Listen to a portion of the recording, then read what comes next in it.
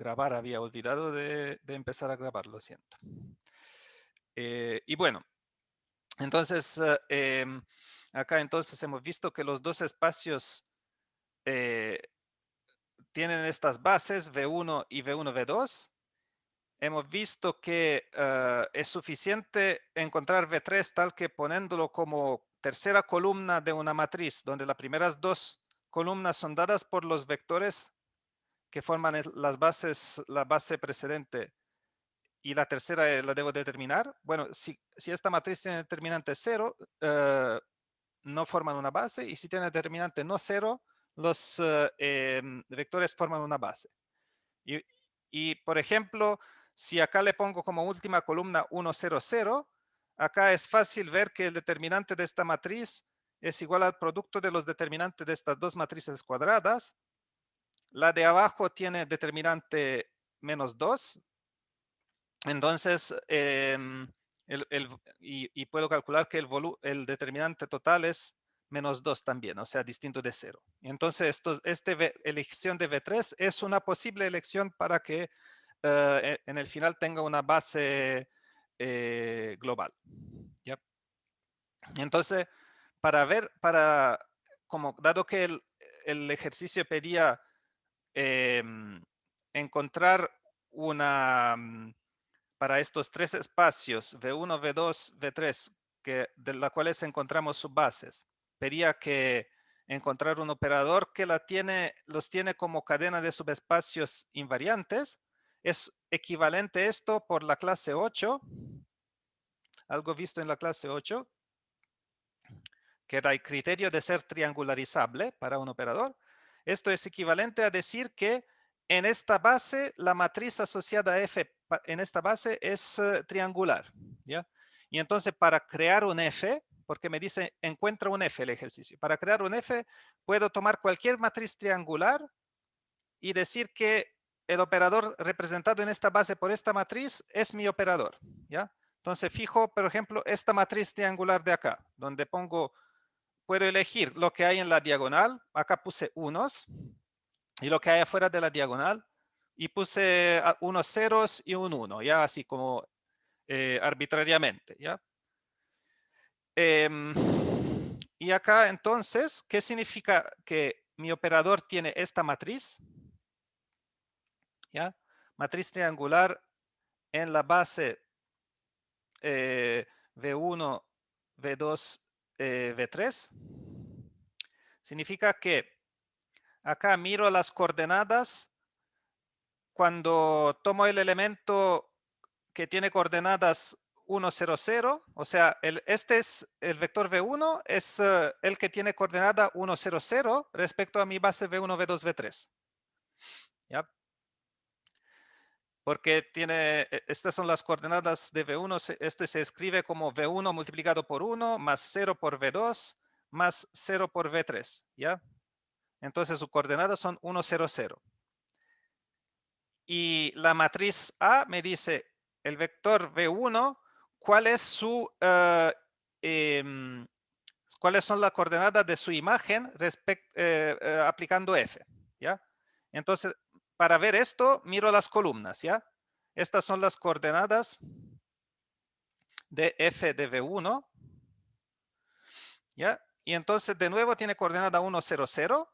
Entonces, F de V1 es igual a V1. ¿Ya? Y después acá tengo las coordenadas de F de V2. Siempre respecto a la base V1, V2, V3. ¿Ya? F de V2, puse acá un 0 de manera que me sale fácil, y sale que F de V2 es igual a V2 mismo, porque tiene solo coordenada correspondiente a V2 igual a 1 y las otras 0. ¿Ya?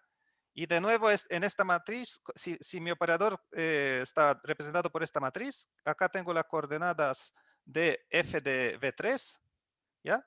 Y hay una coordenada 1 en la posición 3, así que acá tengo que F de V3 tendrá un coeficiente 1 en frente de V3 y un coeficiente 1 en frente de V1, porque hay una coordenada 1 en la posición 1 acá. Y entonces F de V3 es igual a V1 más V3. ¿Ya? Así uno puede leer la descripción de un operador en términos de su matriz en una base, que en este caso no es la base canónica. ¿Ya? Entonces, y si tengo este operador, acá yo lo que puedo ver es que F es la identidad restringido al espacio generado por V1 y V2, ¿ya? Entonces, restringido al espacio V2 mayúsculo, F es la identidad. Y la otra propiedad de F es que me caracteriza completamente F ahora, es que F aplicado al último vector, al V3, ¿ya? El V3 que tenía coordenada 1, 0, 0 en la base canónica, ¿ya? V3 en la base nueva tiene coordenada 0, 0, 1, pero no importa, en la base canónica era el vector 1, 0, 0, ¿ya? Entonces lo llamo E1, ¿ya? Que es igual a V3, ¿ya? El V3 de mi base apropiada es el primer vector de la base canónica usual de R3, ¿ya? Y sé que F de 1 es igual a 1, 1, 1. También me doy cuenta que el V2, el espacio V2, que son todos los elementos del tipo 0, S más T, no, perdón, era 0, T más S, T menos S. Esto también son todos los elementos del tipo 0, T', S', ¿ya? Donde T', S' es el vector que obtengo aplicando una operación invertible al vector TS, ¿ya? Aplicando la matriz que T' es igual a T más S, así que acá le pongo 1, 1, y S' es T menos S. Entonces acá tengo 1 menos 1, ¿ya? Si aplico esta matriz invertible a las componentes TS, obtengo componentes T', S'. Así que acá reexpresar con las nuevas coordenadas T', S' me da una biyección. ¿Ya? Es una biyección. Y esto significa que también esto es una representación del espacio V. ¿Ya? Y entonces el espacio V, que era el span de V1, V2, también es el span. Esto es igual a T' por el vector 2 de la base canónica, porque en componente 2 tiene T', y después más S' por el vector E3 de la base canónica. ¿Ya? Entonces también puedo observar que el V2 es el span de 0, 1, 0 y 0, 0, 1. ¿Ya? Y entonces, si F es la identidad en la base, respecto a, digamos, restringido a este espacio, me da que deja todos los vectores donde estaban, es la identidad. Significa que F de 2 es igual a E2, F de 3 es igual a E3.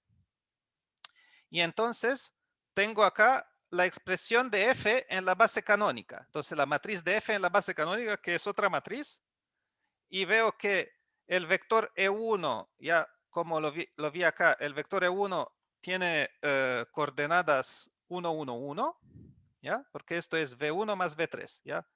El V1 era 0, 1, 1, esto es V1, más el último que era 0, 0, 1. Esto me da el resultado de F aplicado al vector E1. Y entonces, esto es la primera columna de la matriz respecto a la base canónica. Y las otras columnas son fáciles porque F de 2 es igual a E2. Así que acá tengo 0, 1, 0 como coordenadas del vector que obtengo aplicando F al E2. Y aplicando F al último vector de la base canónica, me da de nuevo el último vector de la base canónica. Así que 0, 0, 1. ¿Ya? Eso es como, digamos que todo esto yo no necesitaba hacerlo, ¿ya? Era como aproveché de la solución de este exit ticket para además acordarnos cómo funciona la expresión de operadores en bases y cómo funcionan las expresiones de espacios con coordenadas paramétricas, ¿ya? Son cosas que uno necesita como skills que uno necesita tener como activas durante el curso de álgebra lineal. Ok. Pero en el final, en realidad, un shortcut, como se dice, un atajo muy fácil, una manera muy fácil de ver la solución era que uno podía tomar la matriz identidad. ¿Ya? La matriz identidad es diagonalizable y es la misma, la matriz de la operador identidad es siempre la identidad en cualquier base. Entonces, si es la identidad en cualquier base, entonces en particular en mi base asociada a mis subespacios era la identidad. Entonces, podía simplemente decir F es la identidad y esto es la solución y sin hacer nada más. ¿Ya? Eso es la segunda solución súper rápida. ¿Ok? ¿Hay alguna pregunta sobre el exit ticket?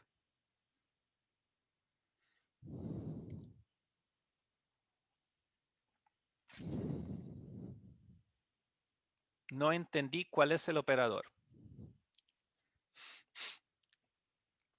Bueno, prácticamente el operador puedo expresarlo en varias bases. Si elijo la base V1, V2, V3, podría quedarme acá y decir que F es el operador que en la base V1, V2, V3 tiene esta matriz. O cualquier otra matriz triangular, ¿ya? O, por ejemplo, esta matriz. Si ahora desde un caso, desde una matriz triangular, quería verlo en la base canónica, esto es la segunda matriz, representa el mismo operador respecto a la base canónica. La matriz Agorro, que podía deducir de varias maneras, ¿ya? Una manera sin hacer como cambio de base podía ser eso, pero podía ser otra manera. ¿Hay otra cosa que te puedo ayudar, Pablo, para como comprenderlo mejor?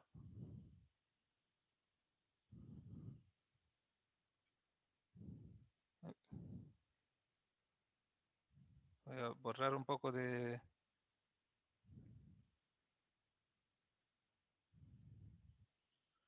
Si me... Es que no entiendo por qué como que uno podía llegar y decir, ya sea una matriz triangular, y esa matriz triangular podía ser cualquiera, Sí, creo. Entonces nunca entendí bien el ejercicio, pensé que me pedían que encontrara un operador lineal explícito, no que encontrara una matriz triangular y la escribiera en alguna base. Entonces, no sé, no me había quedado claro eso. quizás la noción de explícito es... ¿qué significa explícito? Es una pregunta filosófica, ¿no? No, es que, Em, por ejemplo, yo tengo una transformación lineal, o en este caso operador lineal, que me manda de un espacio en sí mismo, no sé, por ejemplo, de R3 a R3. Y mi transformación lo que hace es, no sé, en la primera coordenada suma todo, en la segunda coordenada suma y multiplica algo por un escalar, no sé. sí.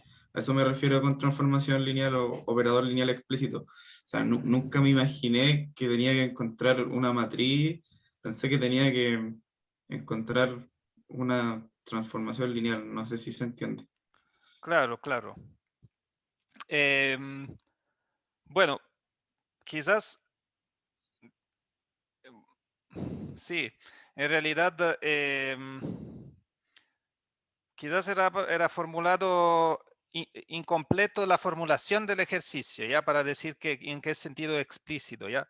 Si uno llegaba hasta acá, era fácil, porque acá me decía, desde esto puedo, dado que está en la base canónica, acá pongo las coordenadas y esto me da, puedo leer cuál es la imagen de X y Z, ya. Entonces, las coordenadas X y Z se envían en X, X más Y x más z, ¿ya? Eso era la forma explícita de un f posible, ¿ya? El más fácil era esto, donde explícitamente sale fx y z es igual a x y z, ¿ya? Sí, o sea, uno podía llegar a esta forma explícita, pero quizás era formulado mal y lo siento, entonces. Lo que puedo decir es lo siento por haberlo formulado mal. Pero sí, como que uno podía, sí, podía pasar a encontrar formas explícitas, ¿ya?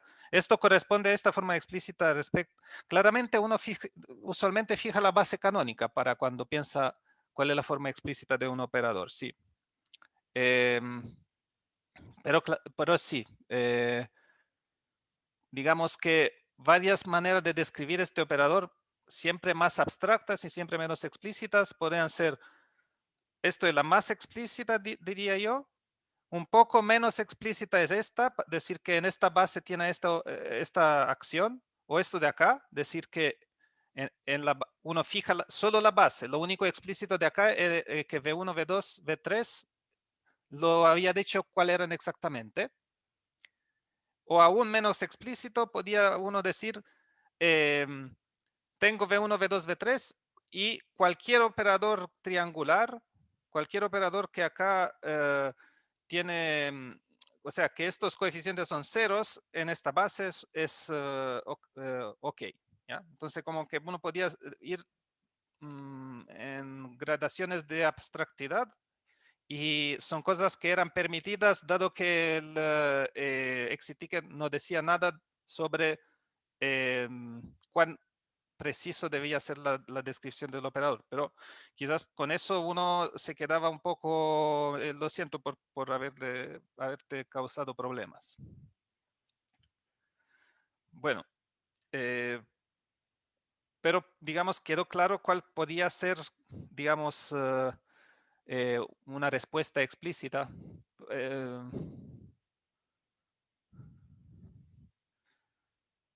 Digamos que uno fijaba una base que era automática, la base V1, V2, V3, había poca, solo la elección de V3 podía cambiar. Después uno podía encontrar cualquier operador y fijar los coeficientes en una de estas bases y después va a pasar a la base canónica y ahí sí que salía explícito. Eso era el procedimiento para que saliera explícito. Eso no era bien formulado en el ejercicio, pero en el enunciado. Pero quedó claro con eso, con esta precisación. Sí, quedó un poquito más claro. Igual todavía tengo una duda. Por ejemplo, acá, este B1 sería, si es que no me acuerdo mal, está el lápiz muy grueso. Este es 011, ¿cierto? sí, El B1 que yo evalúo. Ya, entonces, yo en mi matriz, la primera columna sería un 1, 0, 0. Entonces, si la quiero escribir en coordenadas, sería, claro, lo que había escrito antes, B1 más 0B2 más 0B3, ¿cierto? Pero al final aquí, ¿en qué momento usé mi base original? O sea, mi span del 011, como que siento que aquí puse mi B1 en el operador y lo que me devolvió fue las coordenadas que serían, bueno, aquí hay un 1, el 1, 0, 0, que serían las coordenadas. Esta escritura me dice que estoy escribiéndola en la base que yo tenía, porque aquí en esta parte yo tengo el B1, B2 y B3, pero ahí yo lo tengo en abstracto, no tengo como explícitamente, por así decirlo, un vector, sino que tengo las coordenadas que serían los escalares en este caso, el 1, 0, 0, y el B1, B2 y B3 los tengo así y por así decirlo no aparecen.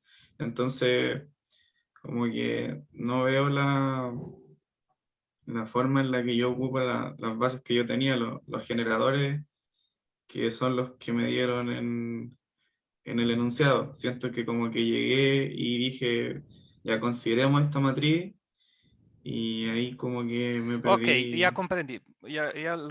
Ok. Entonces, prácticamente tú lo que dices es, quería mi operador en la base canónica, ¿cierto? Sí, Porque tú dices, si no lo veo en la base canónica, no comprendo lo que es. Bueno, entonces acá esta notación de acá te dice que f de 011 es igual a 011. ¿Ya? Esto es la información entregada por esta fórmula. ¿Ya? Cuando escribo esta fórmula, esto me dice que f aplicado al vector 0, 1, menos 1 es igual al vector 0, 1, menos 1. ¿Ya?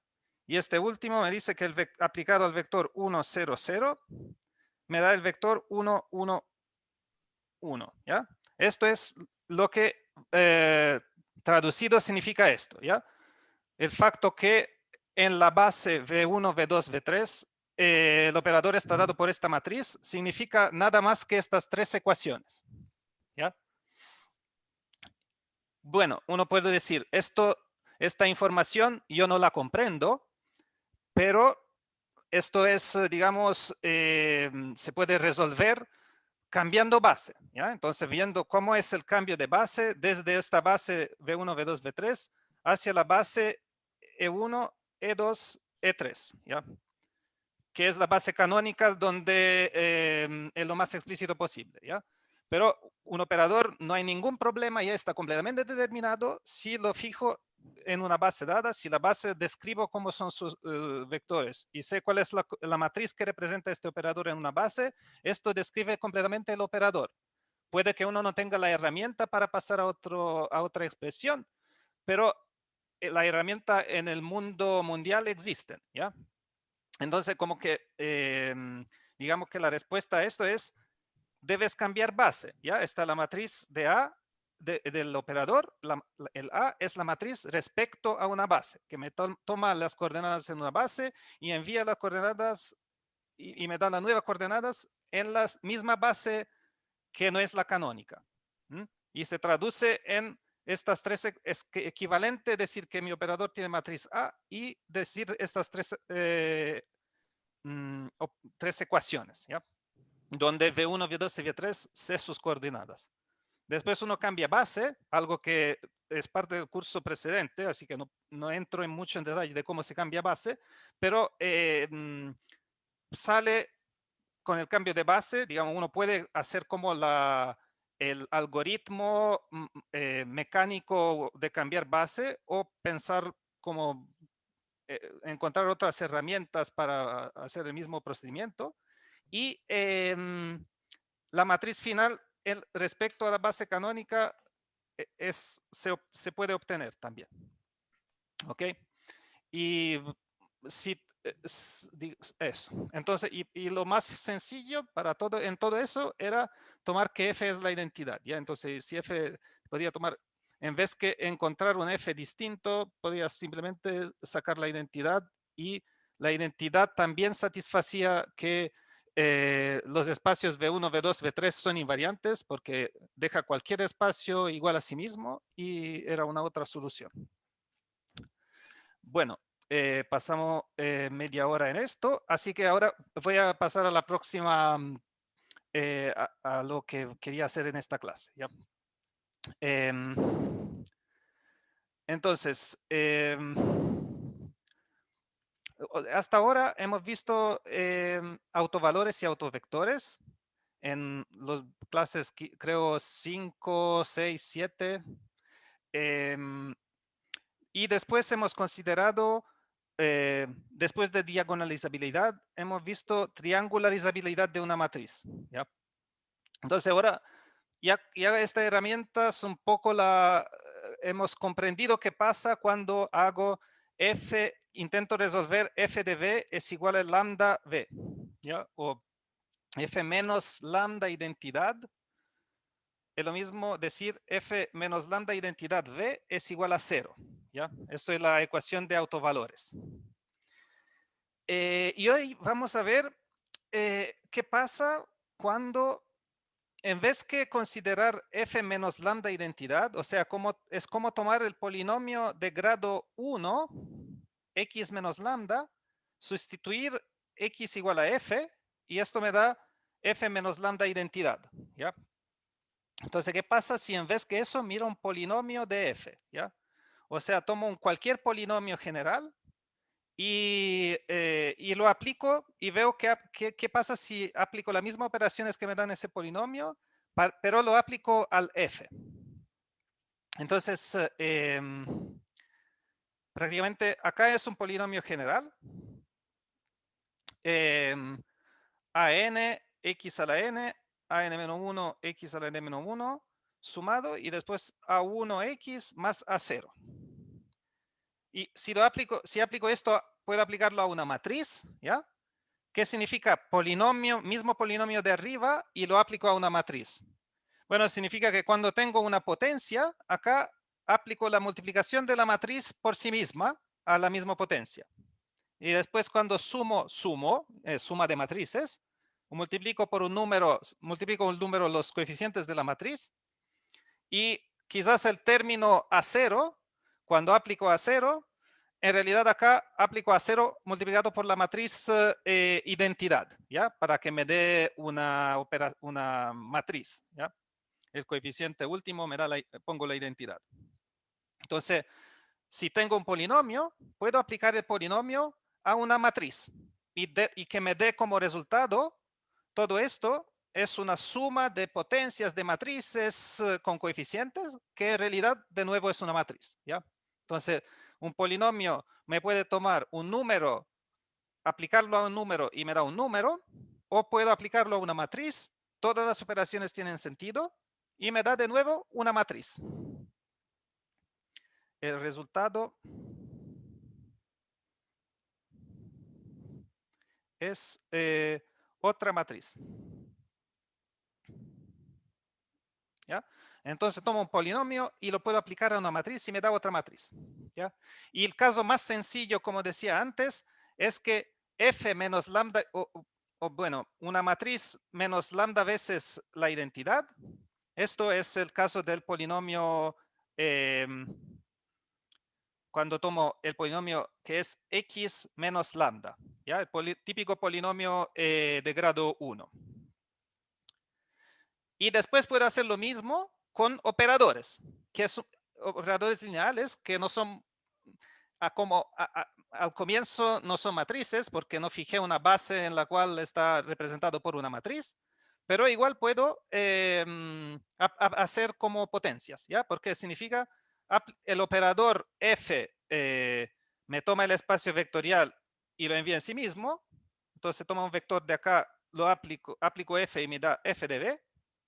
Pero acá puedo de nuevo aplicar f, ¿ya? Entonces acá puedo aplicar f aplicado a f de b, y también lo escribo como f al cuadrado de b, ¿ya? Entonces cuando digo f a una potencia, significa que apliqué f repetidamente ese número de veces dado por mi potencia, ¿ya? Por ejemplo, f a la n significa que apliqué f n veces.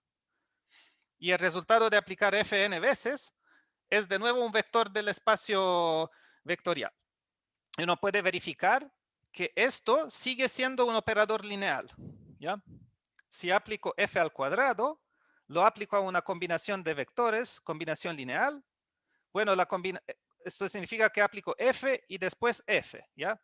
Y entonces si f es lineal, esto se comporta bien respecto a combinaciones lineales. Entonces, si acá pongo alfa v1 más beta v2, entonces acá me daría f aplicado a alfa veces f de v1 más beta veces f de v2. ¿Ya? Entonces esto sigue por la linealidad de f nomás.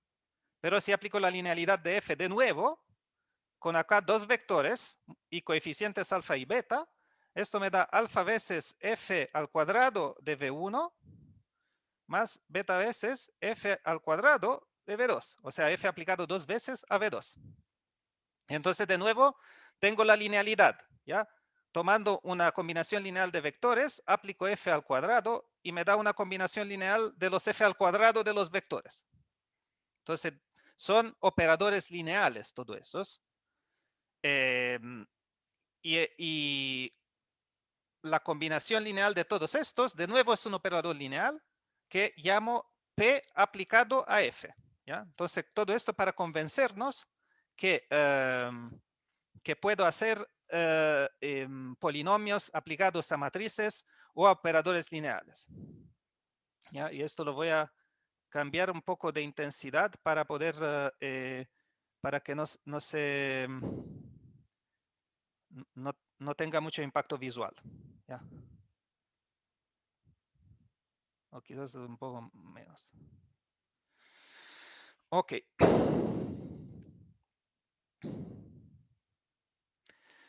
Y ahora, ¿qué pasa cuando tengo estos polinomios aplicados a operadores y mi operador tenía un autovalor y un autovector?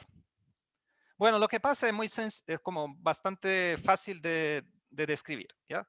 Entonces digo, si Px es un polinomio cualquiera, f es un operador lineal, y acá tengo la ecuación de autovector, o sea, f de b es igual a lambda b. Bueno, entonces sigue que si aplico P de f, otro operador lineal, lo aplico al mismo vector v, esto me da un número polinomio aplicado al autovalor multiplicado por v. ¿Ya? Entonces, como que la consecuencia de la relación de autovalores para v es una operación, es en práctica v de nuevo, v es autovalor de pv. Perdón, no, el v es un autovector de pv con autovalor p de lambda. ¿Ya? El polinomio calculado en lambda, que es un número. ¿Okay? Eso es lo que me está diciendo la proposición. Y la demostración de la proposición es simplemente darse cuenta de toda la potencia de la hipótesis de ser un autovalor. ¿Ya? Entonces, toda esta cosa que evidencia acá es muy como fuerte como en términos de sus consecuencias. ¿Ya? Porque, por ejemplo, primer paso de la demostración es el caso del polinomio que es una potencia, no más. Simplemente tiene un solo coeficiente igual a 1 y los otros todos 0. ¿Ya? Entonces el polinomio que es simplemente la potencia de x. Y entonces, en este caso, cuando aplico el polinomio al f, me da f a la capa. O sea, aplicar f capa veces. ¿Ya? Entonces acá digo f aplicado a paréntesis más exterior, f aplicado a f aplicado a f, así capa veces, y al último aplicado a v. Bueno, pero si acá miro el último, esto es f de v, pero v es un autovalor, entonces es igual a lambda v. ¿Ok? Y me quedó f aplicado capa menos 1 veces. ¿Ya? Entonces acá obtengo, acá es el resultado, obtengo que f a la capa aplicado a v es igual a f a la capa menos 1 aplicado a lambda v. Pero f a la capa menos 1 es lineal, hemos visto un poco esto antes.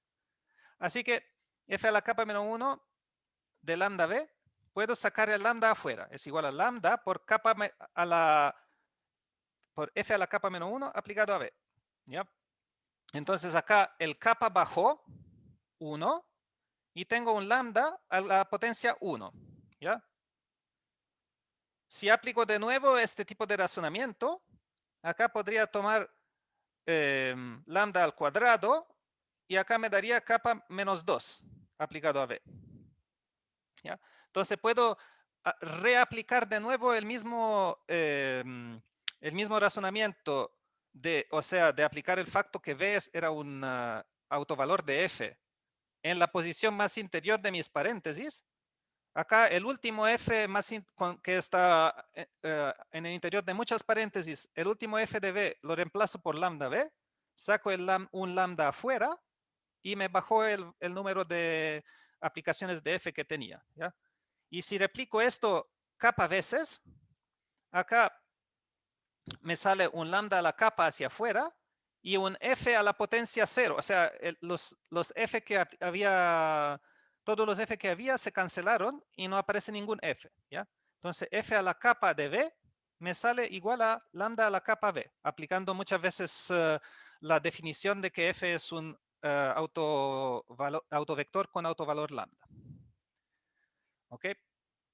Y bueno, y para capa igual a 0, que corresponde a que f, no hay potencia de f, en mi polinomio no hay ninguna potencia, y entonces f a la 0, por convención de alguna forma, para que pase todo bien, ¿ya? Es igual a la identidad, y entonces f a la 0 de v es igual a v, ¿ya? Y lambda a la capa es igual también a lambda a la 0, lambda a la potencia 0, ¿por qué escribí 2? Lambda a la potencia 0 aplicado a v, ¿ya? Entonces, para el caso capa igual a 0 es más una cuestión de convenciones, de decir que f elevado a la potencia 0, así aplicado 0 veces, no hace nada, él me envía v en sí mismo. Si no aplico f 0 veces, ¿ya? Entonces, esto es el facto para potencias, si el polinomio era una potencia. Pero si el polinomio no es una potencia, polinomio más general aplicado a f, esto es una suma de potencias nomás, ¿ya? P de f es igual a esto. Suma de a a la capa, f a la capa. Con capa que se va desde 0 hasta n. Y acá simplemente por linealidad o por definición de qué significa aplicar este polinomio a f, ¿ya? Por esta definición de acá, me dice que aplicar el polinomio de f a v es lo mismo que tomar todos los a capa f a la capa y sumarlos. Pero sé que cada f a la capa es igual a lambda a la capa v, por el caso base, el caso de p una potencia, de cuando el polinomio era simplemente tomar una potencia. Entonces esto me da que acá tendría suma de a capa por lambda capa v. Y entonces como suma de a capa por lambda capa, que multiplicado todos los términos son múltiplos de v. Entonces me da esta cosa en paréntesis, el polinomio aplicado a lambda, prácticamente, porque donde había x en mi polinomio, acá tengo lambda, y polinomio aplicado a lambda multiplicado por v. ¿Ok? Entonces, prácticamente en esta demostración uno demostraba el caso de p una potencia y los otros seguían por linealidad. Y para el caso potencia, ocupaba capa veces la definición de que el v era un autovector con autovalor lambda. ¿Ok? Entonces tengo este primer resultado. Y lo vamos a ocupar solo en casos muy especiales, ¿ya? Pero es un resultado interesante de que prácticamente implica que si v era un autovector de f, entonces v sigue siendo un autovector de cualquier polinomio aplicado a f. Y el teorema fuerte de esta clase es esto.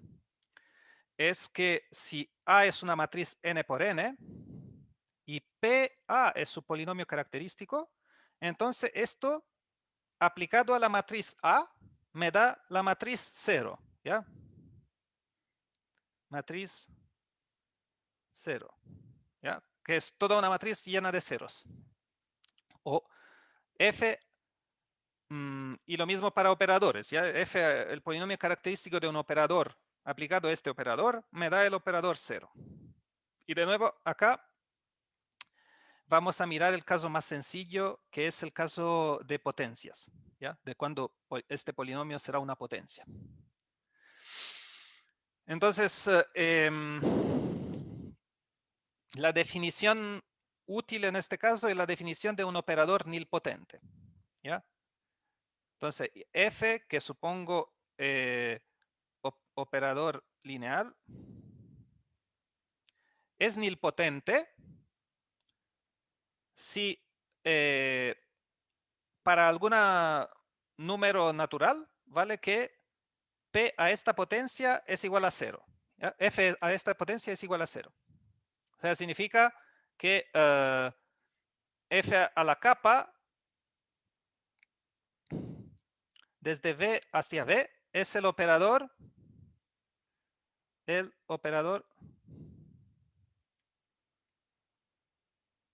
que envía todo V elemento del espacio vectorial en 0, otro elemento del espacio vectorial, ¿ya? Esto significa que F a la capa es igual a 0, ¿ya? Y en el caso de matrices, A es una matriz nilpotente si alguna potencia de A es 0. Si A a la capa es 0 para algún valor de capa. Por ejemplo, esta es una matriz, bueno, una matriz nilpotente muy fácil es la matriz 0, ¿ya? Pero eso sería un ejemplo que nos da la idea de qué esperar en general, ¿ya? Un ejemplo que da un poco más la idea de una matriz no 0, que pero es nilpotente, es ese tipo de matriz. Matriz triangular con ceros en la diagonal, ¿ya? En este caso, he hecho el ejemplo de una matriz que tiene solo como una fila de unos arriba de la diagonal, ¿ya? Que es el caso súper lindo, ¿ya? Porque en práctica de esta matriz, si miro sus columnas, las columnas de esta matriz considerada como operador de multiplicación para vectores, ¿ya? A lo puedo identificar con un operador que me envía R3 en R3. ¿Qué hace A cuando lo aplico al vector 1, 0, 0? Bueno, lo que hace es, acá veo las coordenadas de llegada, ¿ya? Ha aplicado al vector 1, 0, 0, me da 0, ¿ya? Porque acá tengo el vector de ceros. Ha aplicado al segundo vector, al vector E2, me daría esto, o sea, el vector E1. Ha aplicado a E3, me da este vector que tiene 1 en la posición 2, así que es el vector E2. ¿Ya? Entonces lo que hace A, en práctica, un poco lo puedo ver acá. ¿Ya? Entonces el A me envía E1 en 0, el A me envía E2 en E1 y me envía E3 en E2. ¿Ya? Y de nuevo, cualquier operador lineal me envía el vector 0 en 0, ¿ya? A de 0 siempre igual a 0 por linealidad, porque 0 lo puedo considerar como el coeficiente 0 multiplicado por el vector 0 y entonces por linealidad A aplicado a eso me da 0, ¿ya? Entonces A envía siempre 0, siempre de nuevo en 0, ¿ok? Entonces con esto puedo, como sin hacer cálculos casi, puedo ver qué es A al cuadrado, ¿ya? A al cuadrado significa que aplico 2 veces A. Entonces el E3, A al cuadrado lo envía, hago 2 pasos y el A al cuadrado lo envía en E1. El E2, hago 2 pasos y el A al cuadrado lo envía en 0.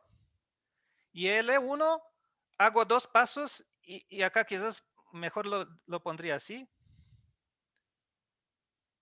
Que A continúa para siempre a enviar 0 en 0. ¿Ya? Entonces acá podría el E1, el A al cuadrado, hago 2 pasos y lo envía de nuevo en 0. ¿Ya? Eso es una manera de, olvidando más cuentas con bimatriz, miro solo las consecuencias de estas relaciones de acá. ¿Ya?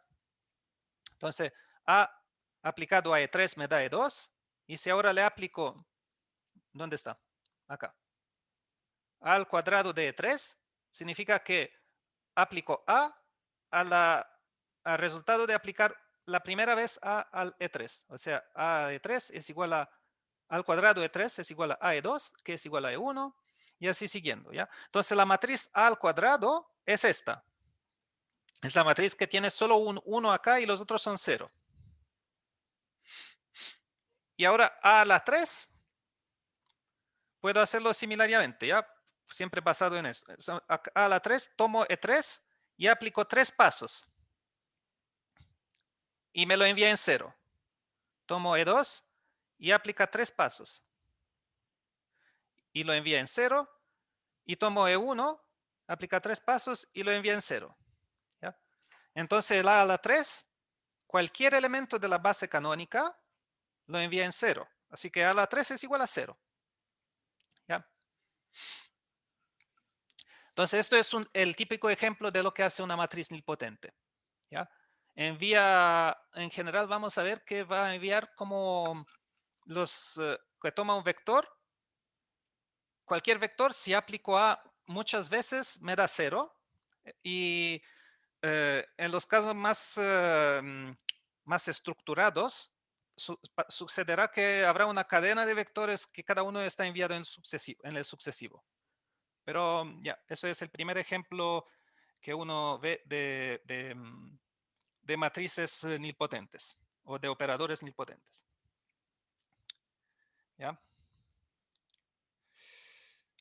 Vamos a ver el mismo ejemplo, pero en general, en dimensión general. Vuelvo con rojito. Dimensión general es una matriz que tiene ceros en la diagonal y unos un poco más arriba. Ya nos va a servir un poco tener en mente también este ejemplo de acá. ¿Ya?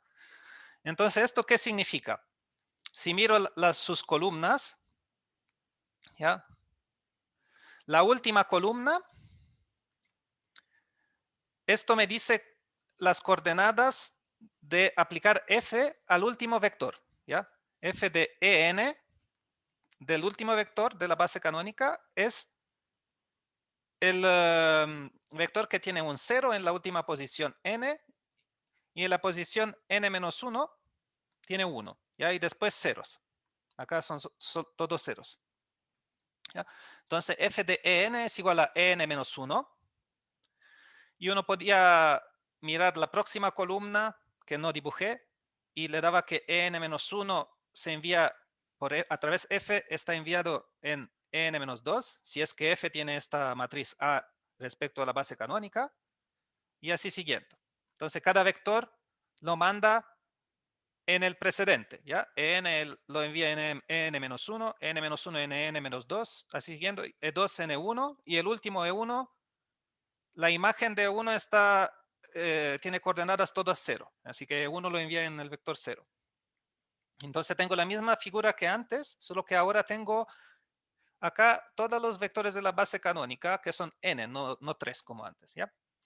Y de nuevo puedo observar que desde cualquier posición, si hago n pasos,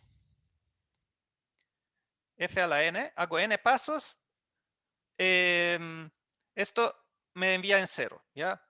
No, esto me lo envía en 0, ¿ya? Entonces, si acá en hago n pasos, lo envío en 0, n-1 lo envío aún más allá, y cada uno de los vectores sucesivos a n, aplicando f n veces, lo enviará en alguna posición a la derecha donde el valor final es 0. ¿Ya?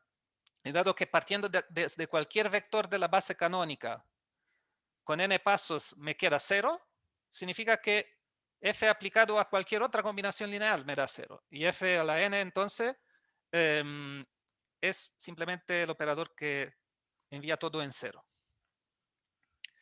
Entonces esto es otro caso de ejemplo como lindo de transformación nilpotente, o operador lineal nilpotente. Y un otro ejemplo un poco más general es una matriz triangular con ceros en la diagonal. ¿Ya? Esto está escrito acá. Triangular superior con ceros en la diagonal. Y de nuevo puedo hacer un poco el mismo razonamiento. Acá, como ven, seleccioné las columnas de esta matriz. ¿Ya? Las columnas que me dicen cuál es el resultado de aplicar f en a la base canónica en la cual a la base respecto a la cual el F tiene matriz A. ¿Ya? Entonces, esta matriz A me dice si es que representa F respecto a la base canónica. Entonces, esto significa que F aplicado a E1 tiene estas coordenadas, o sea, es 0. F aplicado a E2, no sé qué hay acá, pero sé que todas las otras son 0. ¿Ya? Entonces, F de E2 es un múltiplo de E1. ¿Ya? F2 es un múltiplo de 1, o sea, es en el span de E1. F de 3, ¿ya? Acá son las únicas posibles coordenadas de F de 3, son las primeras dos. Así que F de 3 es una combinación lineal de E1 y de E2. Y así puedo continuar. Cuando miro el último, F de EN, esto, lo único que sé es que no hay coeficientes en la última coordenada, ¿ya? Entonces F de EN es una combinación lineal de todos excepto el último vector, E1, EN, ¿ya? Y ahora puedo definir, continuo y defino esto como espacios vectoriales. Entonces esto es V1, V2, sigo así, y el último lo llamo Vn-1, ¿ya? Porque son Vj es el span de los primeros J vectores, E1 hasta EJ.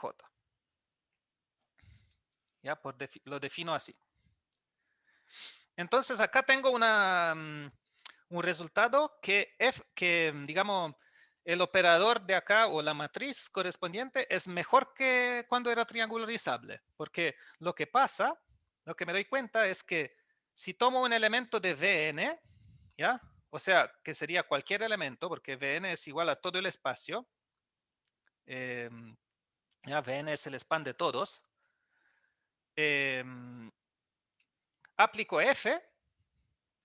F lo envía en Vn-1 o en algún otro espacio, pero si se dan cuenta, son todos, el V1 es un subespacio de V2, el V2 es un subespacio del siguiente, y son todos crecientes, ¿ya? Porque siempre voy a sumar un nuevo vector y mirar el espacio generado. Así que V1 incluso en V2, así siguiendo, incluso en Vn-1. Entonces, el F, cuando lo aplico a cualquier elemento de la base canónica, me envía en un elemento de Vn-1.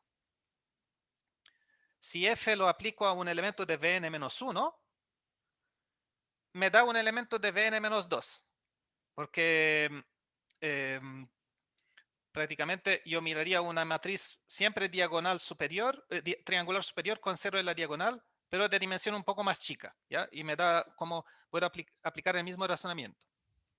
Y así siguiendo, el V3, los elementos del V3, que serán estos primeros tres elementos, esto lo envío en el span de o de E1 o de 1E2 o en 0, ¿ya? Entonces en el final me quedan todo en el espacio V2, ¿ya?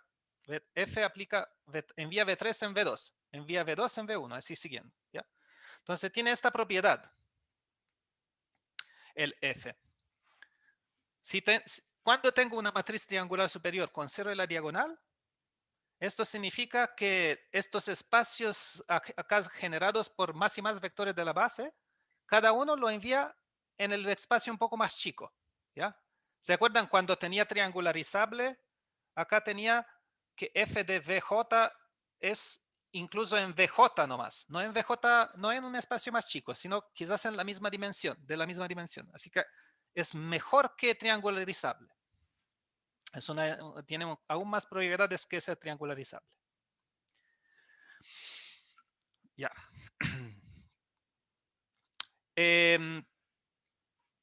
Y ahora, A es nilpotente si solo si su polinomio es esta potencia.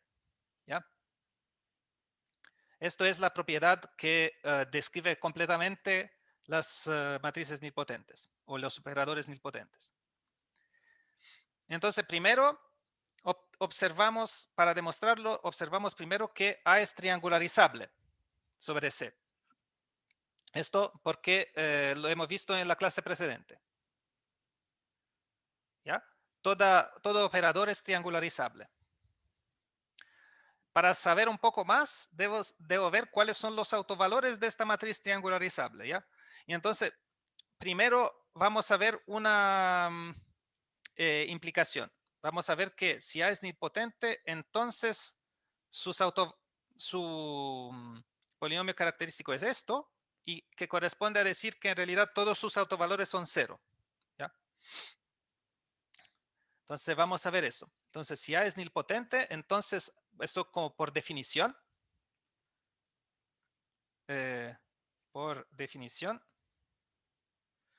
A a la capa es igual a 0 por algún número capa. Y entonces si lambda es un autovalor de A, que significa que existe un vector distinto de 0 tal que AB es igual a lambda B, bueno, esto implica que A a la capa B es igual a lambda a la capa B por la proposición 1 de esta clase. ¿Ya? Entonces, porque esto es como un polinomio aplicado a A que tiene por autovector el mismo autovector y autovalor la potencia correspondiente aplicado al autovalor lambda. Entonces, A a la capa B es igual a lambda a la capa B, pero a la capa es 0, así que A a la capa B es igual a 0. Así que lambda a la capa B es igual a 0, pero B es distinto de 0. ¿Ya? Un autovector es distinto de 0. Entonces me da que lambda a la capa B es igual a 0 y B distinto de 0 implica que lambda a la capa es igual a 0. Entonces, si lambda a la capa, una potencia de un número es 0, significa que lambda es 0. Entonces, lo que descubrimos es que si A es nilpotente, el polinomio característico de A tiene es factorizable y tiene todas las raíces 0. Entonces es este polinomio de acá, menos x a la n. ¿Ok? Entonces, esto era una implicación, que si A es nilpotente, su polinomio característico es menos x a la n. Por el otro lado, para la otra implicación, de nuevo, si este es el polinomio característico, significa que el único autovalor de A es 0, porque esto lo puedo escribir así, 0 menos x a la n. Entonces, bueno, observamos que el polinomio característico no cambia si cambio base, y entonces me puedo reducir a una base donde A se ve en forma triangular. ¿Ya? Entonces, vamos a considerar el caso de A triangular. Pero A triangular con solo autovalor 0 es esto, es como en nuestro ejemplo. Y en el ejemplo hemos visto que sigue que A a la n es igual a 0, ¿no? Justo lo que hemos visto acá, este ejemplo, esto es, en otra forma de ver esta proposición es decir que esta es la forma típica de una matriz nilpotente, ¿ya?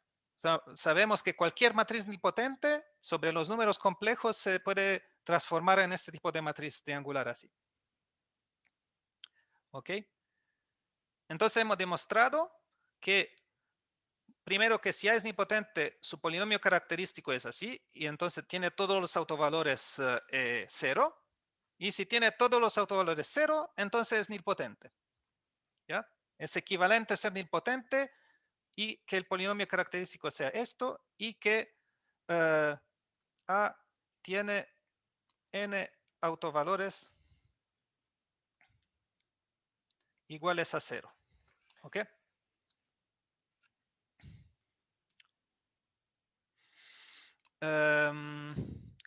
Yo diría que nos quedamos acá.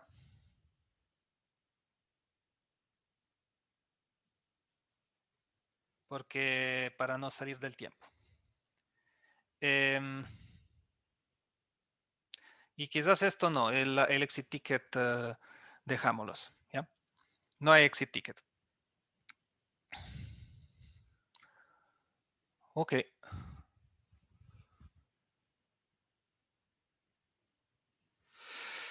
Entonces ya esto sería todo.